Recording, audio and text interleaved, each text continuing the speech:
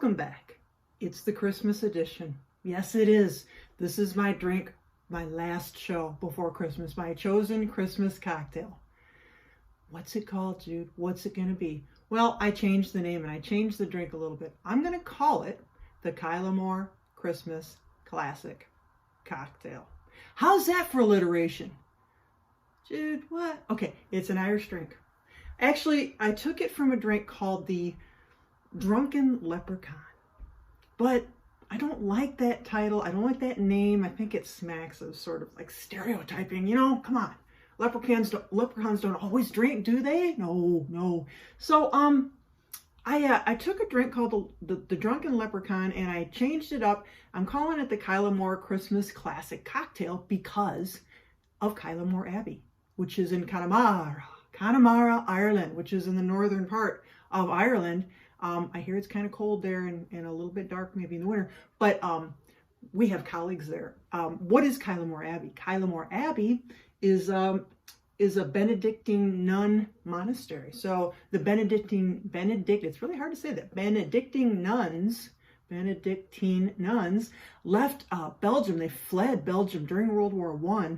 And there's a castle there, the Kylemore, like Connemara castle thing. And they went and founded that abbey during World War I, and they've been there ever since. And my colleagues, the university I work for, has what's called a global center there. And so they have student programs and programs, educational programs. So they work in conjunction with the nuns at the abbey, and they also work separately, but we're located there as well. So I'm going to dedicate this to my colleagues at Kylemore Abbey, guys, the Kylemore Christmas Cocktail Classic. And I'm calling it that because it is pretty Irish. It's going to use its main spirit, Jameson Irish whiskey. I hope I have enough. Jameson's Irish whiskey. Now, let me tell you a little bit about the difference between Irish whiskey and something you're probably more familiar with, Scotch whiskey. Well, why more familiar? I don't know. A lot of people drive. I'm more familiar with Scotch whiskey. Trust me, much more. The difference being, okay, well, first of all, from Ireland, Scotch from Scotland. You can't have Scotch from another country, and Irish whiskey, obviously, going to be Irish. But it is a type of whiskey. So the difference is that Scotch is made, they're both made with barley, and Scotch is usually malted barley, and usually Irish whiskey, unmalted barley. Scotch is usually double distilled. Irish whiskey is usually triple distilled. So there we are. Bob's your uncle. But they do break those rules. I would say there's definitely a difference in taste. I prefer single malt scotches, so I drink them neat, you know, and a lot of people buy blended malt scotches to make cocktails, and I have a little problem with Scotch cocktails. I don't know why. If you saw my earlier show where I made the Rob Roy, it was okay, but I like my single malt just right out of the bottle. So these make great cocktails, the Irish whiskey. So there we go. We're going to do this cocktail. Now, I've changed it up a bit, but basically what it is, it's going to be it's going to call it a lightweight drink, but it's going to have 3 ounces of Irish whiskey in it, so maybe not. So let's just tell you about it a little, what's going to go in it. So it's going to be served up in my coupe glass. I suppose you could put it in a martini glass, but you have to make a few things here, okay? It's easy, but you have to prepare ahead of time. So what's this? Jude, I don't know, looks like coffee. No, this is a Guinness beer reduction. So here we go. We got some Irish stuff going on here, don't we? So you're going to take a can of Guinness beer and basically a half a cup of sugar. And it's like a simple syrup, but you're making it with beer. And you're going to take about a half hour to make it so that it kind of reduces down to about half the content. And that's going in there. What else is going in there? This is honey simple syrup. So not 1 to 1, so not 1 part honey to 1 part water. Actually, it's 1/4 part honey to, how do you say that? 1/4 to 1. So basically, I did 1/4 of an ounce to a cup of water.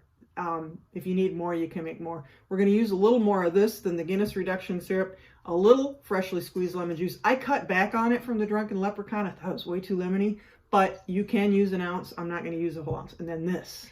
Jude, what is that? Yeah, this is cream. But why is it green? Is it like old? Is it moldy? No, it has creme de menthe in it. So you're gonna have a little mint on the top. The drunken leprechaun just has mint leaves on the top, but no, Jude's gonna pour some cream on the top, and it's gonna be green cream, and it's gonna be mint cream, and maybe I'll even garnish it with a little red, oh, I don't know, what do we call them? A little red raspberry. Okay, so it's you got to make these in advance. Obviously, you want them to cool, the simple syrups, the Guinness and the honey. And here we go. So take out my coupe glass. It's been chilling in my ice. Get that ready. So you want everything cold. So chill your glass and get all these made and chill them up, okay? So basically, let's go this way. 3 ounces, three ounces of Guinness. I hope we have enough, or Guinness, wow, of Jameson's. I hope we have enough. You Kylemore people, I bet you got this stuff everywhere, don't you?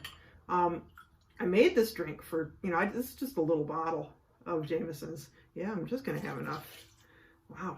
I'm out of Irish whiskey for Christmas, so this won't probably be my Christmas cocktail once I get over to the store and buy some more, because I won't have 3 ounces left. Oh, no. I do like Irish whiskey. I never used to drink it, but I got into it a little bit. So, Kylemore people, yeah, cheers to you. Oh, I also have friends in Dublin. You know, we have a Global Gateway in Dublin. I have a college friend that's actually getting her PhD there. Hey, Maggie. So it's an Irish drink. Go for it, folks. Okay, so we got our whiskey in there. Then we're going to do 1.5 ounces of the honey simple syrup. And it's not as sweet. So like I said, it's only 1/4 ounce. So it's not like a sweet simple syrup. But you don't want to just pour honey in there because honey's not going to dissolve in your drink. You do need to kind of heat it up with some water and make a syrup. So there's your 1.5 ounces of that. Now the cool Guinness reduction. This is going to give it like a roasted malty taste. And look at that. Dark. It does look like coffee. And it tastes a little like coffee. So we're going to do 1 ounce of the Guinness reduction. I mean, that is cool. I've never made one. That was cool. I really enjoyed making that and, you know, tasting it. Anyway, so can you use another stout beer? I suppose, but come on, man. Kylemore Christmas cocktail, classic cocktail. Wow, that's a lot of K's in season there. And finally, like I said, the Drunken Leprechaun called for 1 ounce of fresh lemon juice. And when I made it, it was too much lemon, I thought, for the drink. It was like hiding I couldn't even taste the whiskey. But you can do 1 ounce. I'm doing 1/2, okay? I'm doing 1/2. And here we go. So we're going to put a little ice in there. Are you looking forward to the holiday, to the feast, to Christmas? It's a weird one, huh? And 2020's ending. You know, everybody's like, well, I'll be sad to see the backside of 2020. Like you think January 1st, everything's just going to change. But you know what? I'm staying positive. We're all staying positive. It's going to be a different Christmas, but still grateful. I'm grateful. I'm happy to be here. So carefully do that. Make sure it's sealed. Now we're going to shake this. Realize that the beer, even though it's you know, reduced down, it's still going to get pretty foamy. So this coupe glass, this makes a pretty big drink. I'm just saying. Okay, it makes a pretty big drink. So it's probably, I'm going to have a little sidecar left, I guess. Shake it till the cows come home. For Christmas!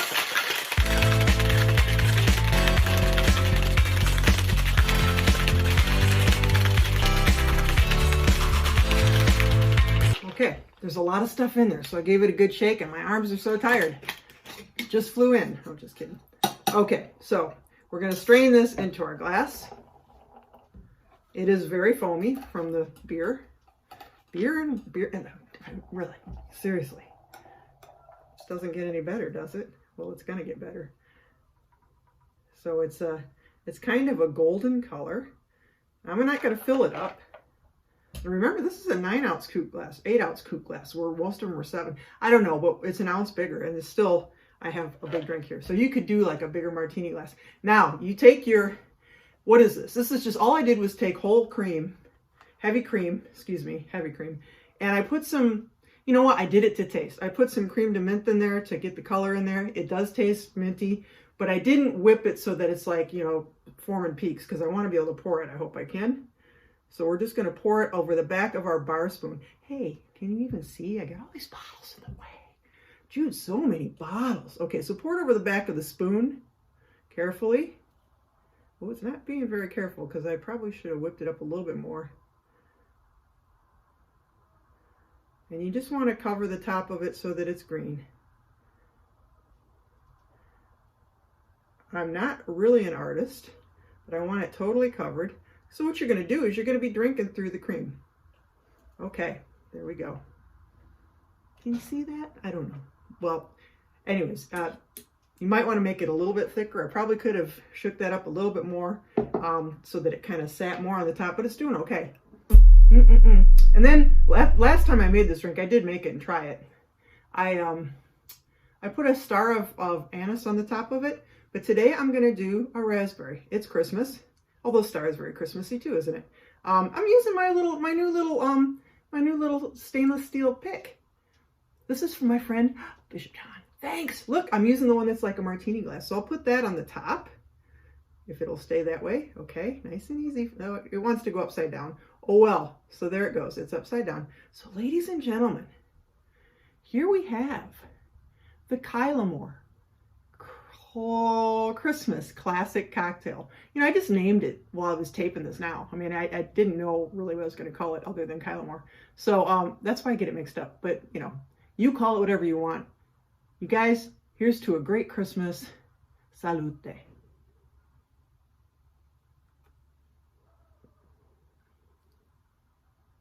Yeah, there's so many things going on with this drink, and they're all good. Oh, man. So, I thought it would be weird to put the Creme de Menthe cream on the top, but it's not. It's really fun.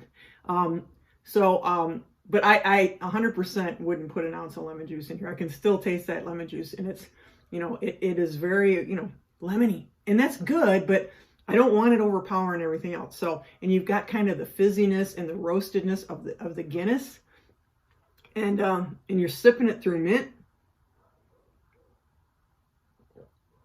Green. And after 2 or 3 sips, you're going to get to that whiskey taste. You don't get it on the first sip, but then it comes in. So it's a very complex and great drink. It's great. And so dedicated to my Irish friends, everybody over there. And, you know, Dublin folks, you too. At the Dublin Global Gateway. Hi, guys. Enjoy it. Enjoy your Christmas. I hope it's great. I hope we all come together in the new year in a new world that is just, I don't know, so much more normal. Anyway, so happy Christmas. Blessed Christmas, folks. I'll be back towards the new year with, who knows, a whole new year of cocktails. And so it's great being with you. Thanks for joining me. And we'll catch you next time. I'll boozing with Jim. Merry Christmas. Salute.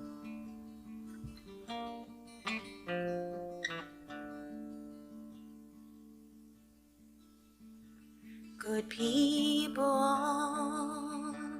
this Christmas time, consider well and bear in mind what our good God for us has done in sending His beloved Son. With Mary only we should pray to God with love this Christmas day. In Bethlehem upon that lawn there was a blessed baby born. Near Bethlehem did shepherds keep their flocks of lambs and feeding sheep, to whom God's angels did appear, which put the shepherds in great fear. Arise and go, the angel said, to Bethlehem. Be not afraid, for there you'll find